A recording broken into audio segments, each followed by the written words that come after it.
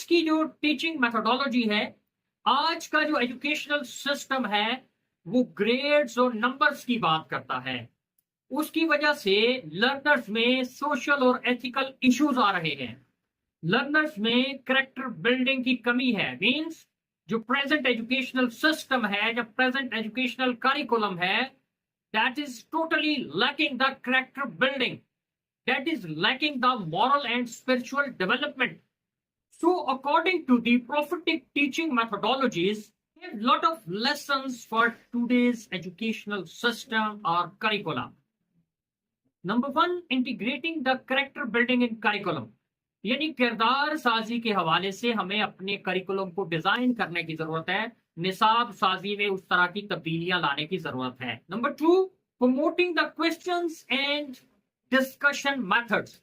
یعنی سوال و جواب اور مباحثہ کرنے کی جو تدریسی حکمت عملیاں ہیں، ان کو موجودہ کریکولم میں شامل کرنا بہت زیادہ ضروری ہے۔ اس سے سوسائٹی میں لرنرز میں ٹالرنس ڈیولپ ہوگا، دوسروں کی اوپینین کو برداشت کرنے کا ان کے اندر جذبہ آئے گا، ان کے اندر وہ ٹیکنیکس آئیں گی کہ ہم نے دوسروں کے جذبات کو کیسے محسوس کرنا ہے، ان کا کیسے احترام کرنا ہے۔ نمبر 3، انکریجنگ پریکٹیکل ایکٹیویٹیز، یعنی عملی سرگرمیوں کے ذریعے لرنرز کو سکھانے کی میتھڈولوجیز کو انٹروڈیوس کروانا بہت زیادہ ضروری ہو گیا ہے۔ Number 4، teacher as a role model and soft approach, یعنی استاد کا مثالی ہونا اور پھر اس کا نرم ہونا۔